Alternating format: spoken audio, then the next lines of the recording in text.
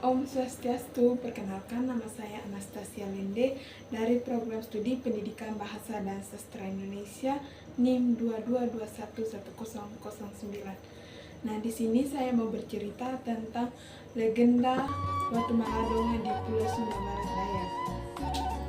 Alkisah, ada seorang petani yang tinggal sendirian di Pulau Sumba. Ia merawat kebunnya hingga sehat dan subur.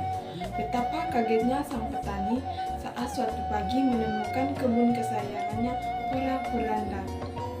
Setelah ditelusurinya, menemukan jejak babi hutan, meski rasanya tak mungkin karena kebun miliknya dikelilingi pagar yang tinggi.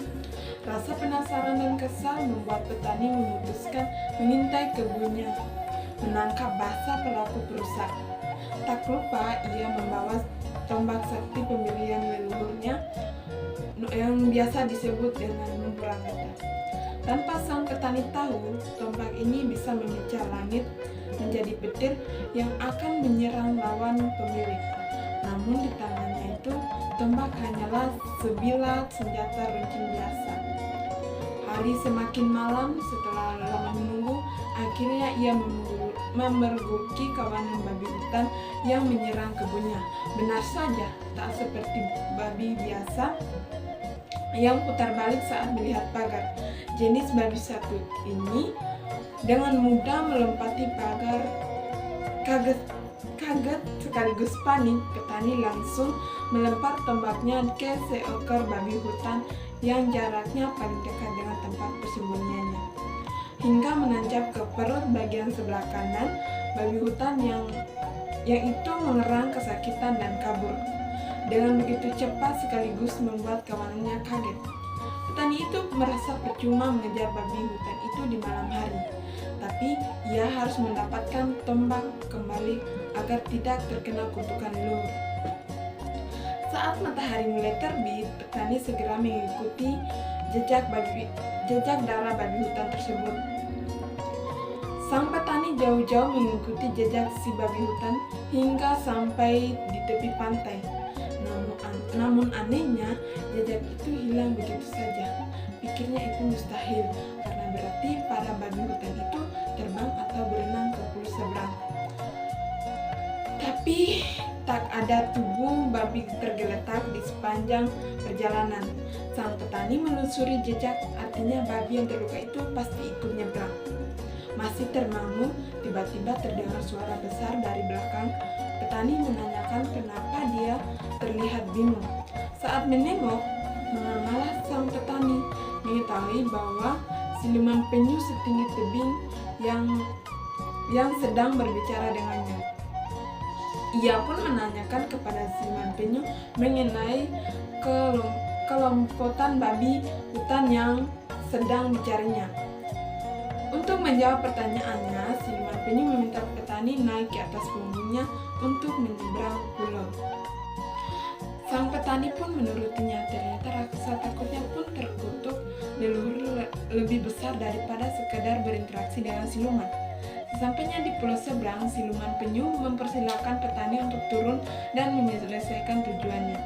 Jika nanti memerlukan bantuan lagi untuk pulang, petani tinggal naik ke atas pohon kelapa dan memanggil siluman penyu sekencang-kencangnya. Ia akan datang, maka berkata, "Kamu harus mulai dari mana?" Petani menuju ke salah satu pondok yang ada di pesisir pantai. Di sana, ia bertemu dengan tuan rumah, seorang wanita tua yang tinggal sendirian. Pikirnya, jika komplotan babi itu menyeberang dengan siluman penyu setiap malam, pasti nenek sempat melihat mereka sesekali. Benar saja, nenek mengatakan jika babi hutan yang dikisahkan oleh sang petani memang berasal dari pulau tempat tinggalnya. Namun itu bukan babi hutan biasa, melainkan sekelompok orang berilmu yang bisa berubah bentuk. Mereka pergi ke pulau seberang untuk mencuri dan memperkaya diri, hingga kini menjadi komplotan yang paling berkuasa di pulau itu. Nenek memperingatkan bahwa mereka sungguh sakti. Tak mungkin petani bisa mendapatkan Mumburangata dengan mudah. Tapi nenek bersedia mengajarkan beberapa jurus yang bisa membantu petani dan perjalanannya. Ternyata nenek adalah adalah petarung sakti yang memilih untuk menyepi. Dia merasa hari tuanya lebih berguna jika ia bisa belajar bela diri pada murid pilihannya. Beberapa hari berlalu hingga petani menguasai sedikit jurus nenek yang diturunkan kepadanya. Sebelum melanjutkan perjalanan, nenek memberikan ramuan ajaib buatannya dan petua untuk meminta imbalan Numpurangata dan batu sakral Watu Maladong pada babi tersebut. Katanya Watu Maladong lebih baik jika dimiliki orang jujur seperti petani.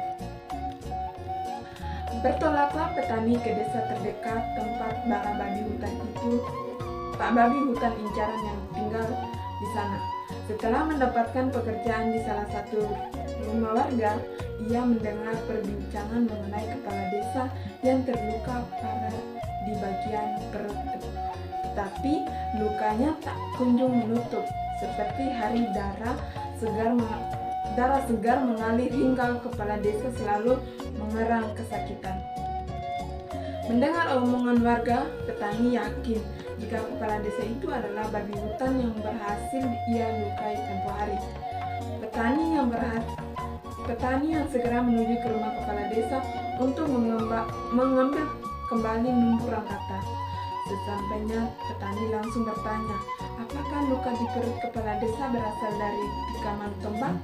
Pertanyaan ini membuat kepala desa dan pengikutnya kaget, karena tak ada seorang pun dari mereka yang membocorkan kejadian malam itu. Karena pertanyaannya, sang petani dianggap sebagai dukun sakti dan dimohon segera mengobati kepala desa yang sudah tak berdaya. Sesuai petua nenek, sebelum memberi ramuan yang nenek buatkan, petani lebih dulu meminta imbalan tombak yang melukai kepala desa dan Watu Maladong. Permintaan ini dianggap kepala desa berlebihan, tapi ia sudah putus asa. Akhirnya kepala desa setuju dan terjadilah perjanjian sakral antara keduanya. Ajaib, ramuan nenek itu berhasil menyembuhkan perut kepala desa yang segera setelah dioleskan.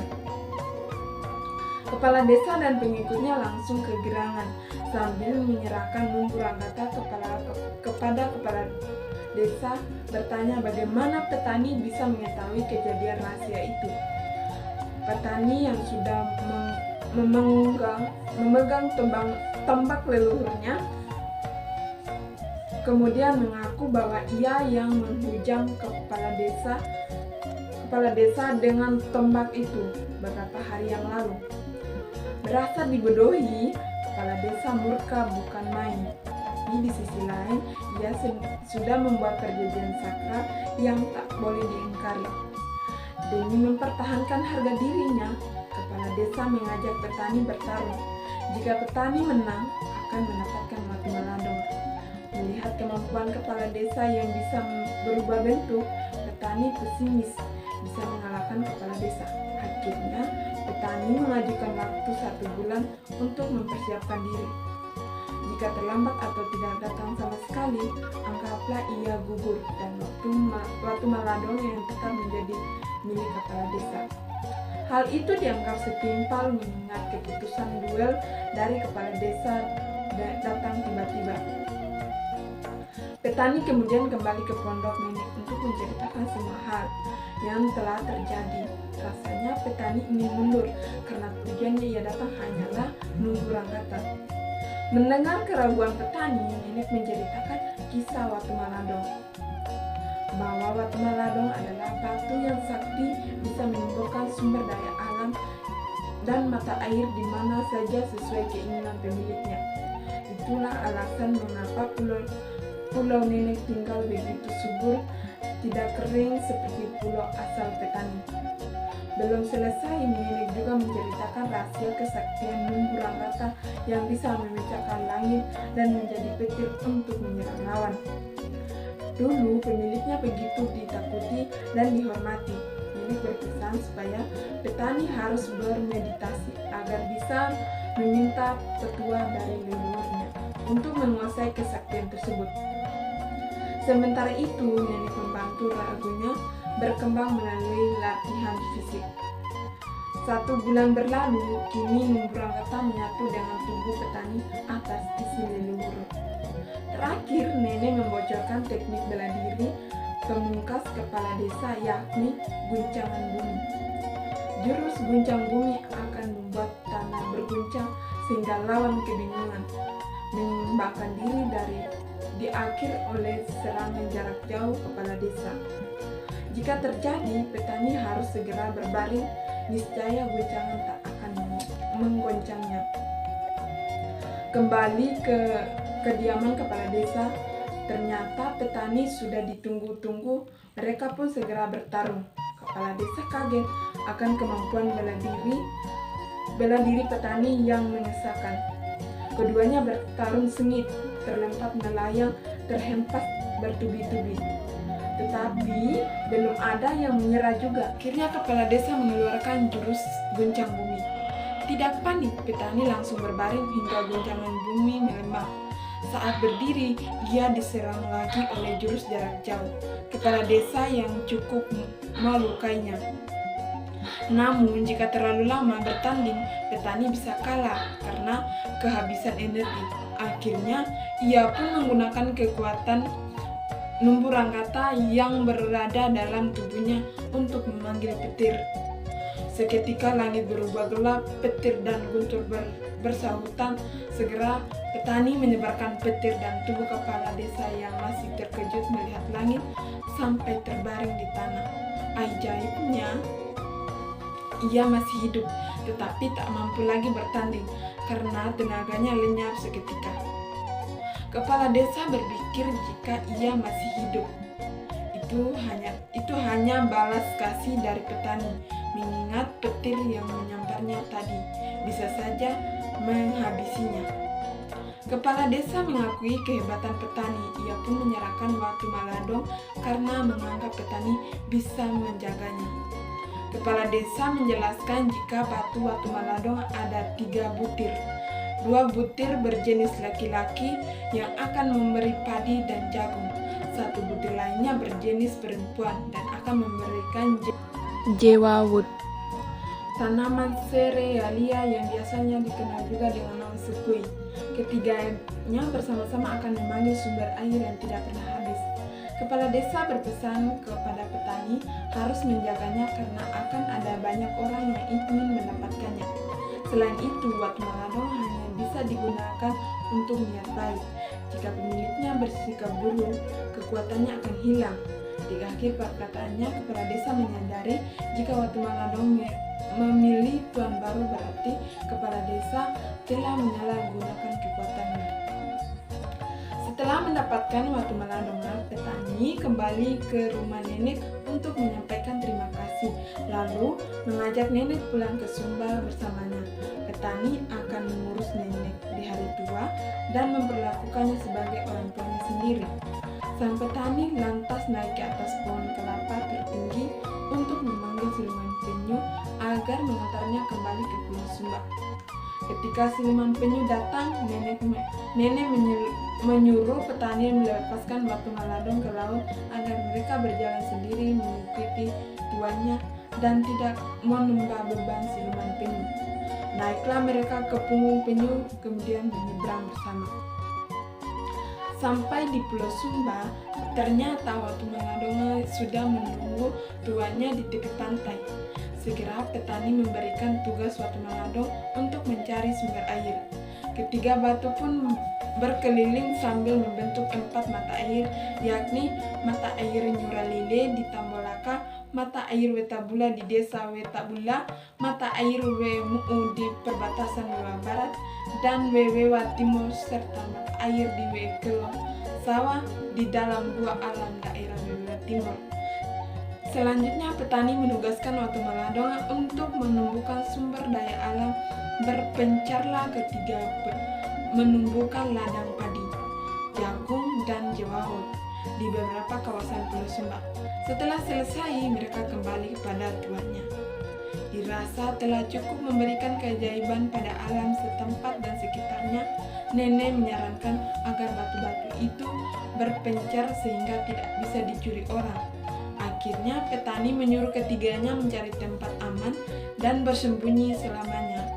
Konon, satu batu laki-laki penumbuh jagung memilih bersembunyi di Bondokodi, sedangkan dua lainnya di dasar laut Samudra Hindia. Sekian cerita singkat yang bisa saya sampaikan.